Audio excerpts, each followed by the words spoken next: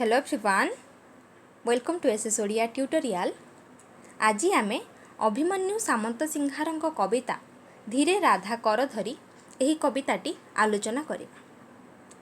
प्रथमे आमे कवि परिचिति अभिमन्यु सामंत सिंहारଙ୍କ परिचिति रु आरंभ करिबा, तापरे विषय वस्तु संपर्क रे आलोचना करिबा।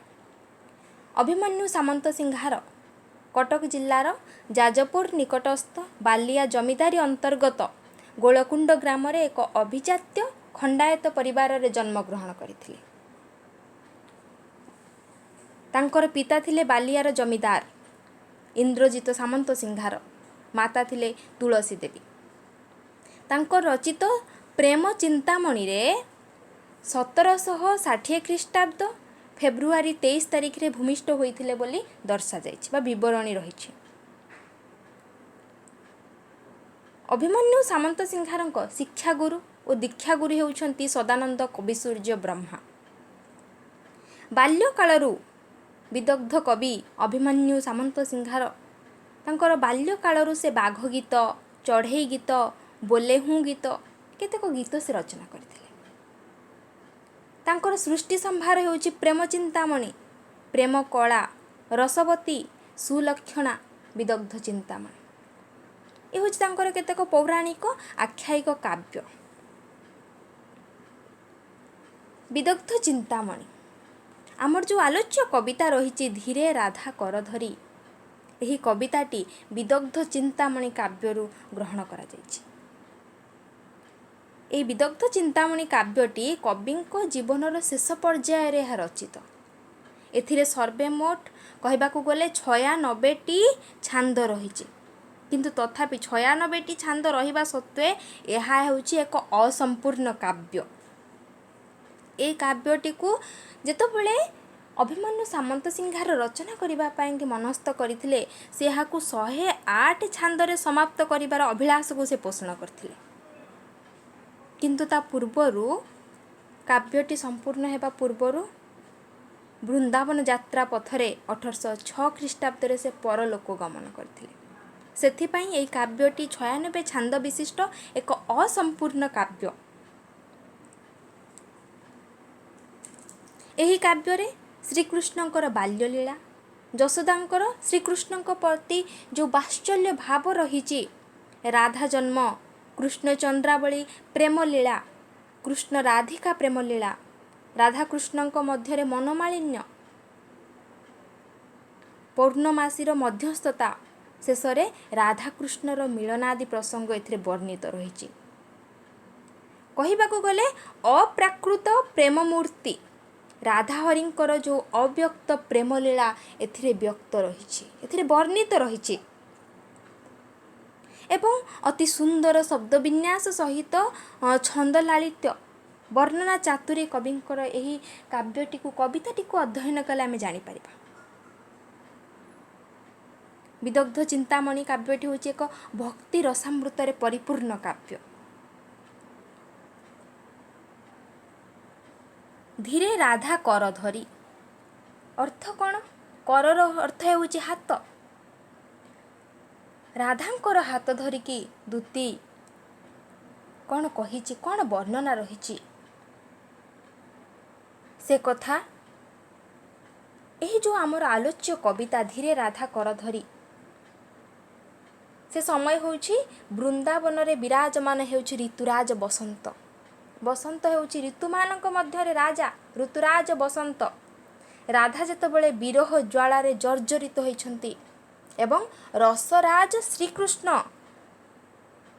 निजर राधानुगत भाव को से दूती निकट रे प्रकाश करी मिलन संगठनर एक निवेदन करिछन्ति। ए हेउछि आमर आलोच्य कविता धीरे राधा कर धरीर विषय वस्तु।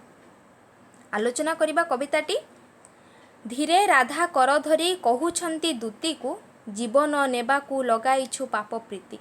दूती गो प्राण बंधु को कह जाई एतिकी, दीक्षा करिछन्ति परा नारी मरा रीतिकी।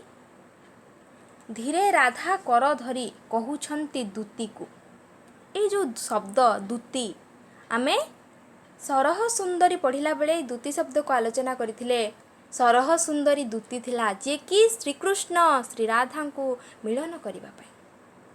ଏଠାରେ ସେଇ ଦୂତି ବା ପ୍ରଣୟୀ ପ୍ରଣୟିନୀଙ୍କ ମଧ୍ୟରେ ଯେ ସମ୍ବାଦବାହିକା ନାରୀ ସେଇ ଦୂତିକୁ ରାଧା ତାର ହାତ ଧରି କ'ଣ କହୁଛନ୍ତି ନା ଜୀବନ ନେବାକୁ ଲଗାଇଛୁ ପାପ ପ୍ରୀତିକୁ ଶ୍ରୀକୃଷ୍ଣଙ୍କୁ ଯାଇ କହିବା ପାଇଁ କହିଛନ୍ତି ଯେ ସେଇ ପାପ ପ୍ରୀତି ପ୍ରୀତି କହିଲେ ପ୍ରେମ ପ୍ରୀତିର ଅର୍ଥ ହେଉଛି ଅନୁଗ୍ରହ ସୁଖ ସନ୍ତୋଷ କ'ଣ ପାଇଁ ଏଇ ଯେଉଁ ପ୍ରୀତି ବର୍ତ୍ତମାନ ପାପ ପରି ଲାଗୁଛି ଜୀବନରେ ପ୍ରୀତି ଯେଉଁ ପ୍ରେମ ଯେଉଁ ସୁଖ ଥିଲା ତାହା ବର୍ତ୍ତମାନ କେଉଁପରି ଲାଗୁଛି ପାପ ପରି ଲାଗୁଛି ଦୂତି ଗୋ ପ୍ରାଣବନ୍ଧୁକୁ କହଯାଇ ଦୂତି ଗୋ ଦୂତିକୁ ସମ୍ବୋଧନ କରି କୁହାଯାଇଛି ରାଧା ଏଠାରେ କହୁଛନ୍ତି ଦୂତି ଗୋ ପ୍ରାଣବନ୍ଧୁଙ୍କୁ ପ୍ରାଣବନ୍ଧୁ କହିଲେ ରାଧାଙ୍କର ହୃଦୟ ବଲ୍ଲଭ ଶ୍ରୀକୃଷ୍ଣଙ୍କୁ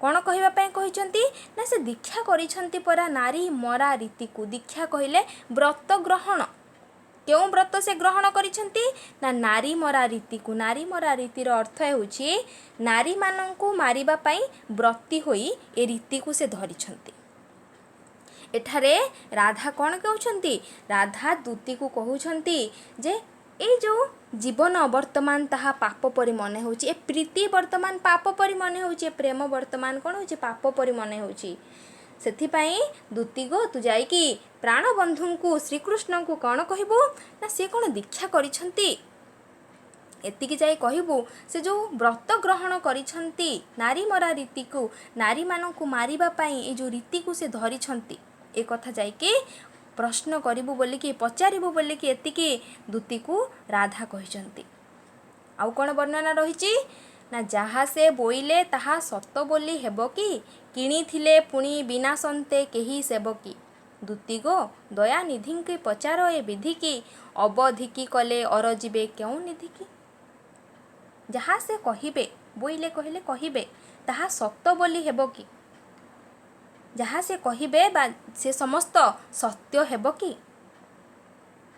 କିଣିଥିଲେ ପୁଣି ବିନାଶନ୍ତେ ବିନାଶନ୍ତେ କହିଲେ ହତ୍ୟା କରନ୍ତେ କେହି ସେବକୀ ସେବକୀ କହିଲେ ଦାସୀ ଯିଏ ଦାସୀକୁ କିଣିଥିଲେ ସେ ବର୍ତ୍ତମାନ ପୁଣି ଦାସୀର ହତ୍ୟା କରିବେ ବିନାଶ କରିବେ ଏ କେଉଁ କଥା ଏ କ'ଣ ତାଙ୍କ କଥା ସତ ହେବ କି ପୁଣି ଦୂତିକୁ ସମ୍ବୋଧନ କରି କହିଛନ୍ତି ନା ଦୟାନିଧିଙ୍କୁ ପଚାର ଏ ବିଧିକି ଦୟାନିଧି ଦୟାର ସାଗର ନିଧି କହିଲେ ସାଗର ଦୟାର ସାଗର ସେ ଶ୍ରୀକୃଷ୍ଣ ତାଙ୍କୁ ପଚାର ଏ ଯେଉଁ ବିଧି ରହିଛି ଏ ଯେଉଁ ନିୟମ ରହିଛି କ'ଣ ସେ ବିଧି ଅବଧିକି କଲେ ଅରଯିବେ କେଉଁ ନିଧିକି ଯଦି ବିଧି ନ କରି ନ୍ୟାୟ ନ କରି ଅନ୍ୟାୟ କରାଯାଏ ଅବିଧି କହିଲେ ଅନ୍ୟାୟ କରାଯାଏ ତାହେଲେ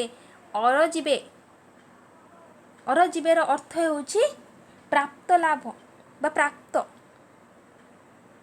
ଅରଯିବେର ଅନ୍ୟ ଏକ ଅର୍ଥ ହେଉଛି ଲାଭ ନିଧିକି କହିଲେ ସମ୍ପଦ ଯଦି ଦୟାନିଧିକି ଆଉ କ'ଣ ପଚାରିବା ପାଇଁ କହିଛନ୍ତି ନା ଯଦି ଅନ୍ୟାୟ କରାଯାଏ ତାହେଲେ କେଉଁ ଲାଭ ବା କେଉଁ ସମ୍ପଦ ତାଙ୍କର ଲାଭ ହେବ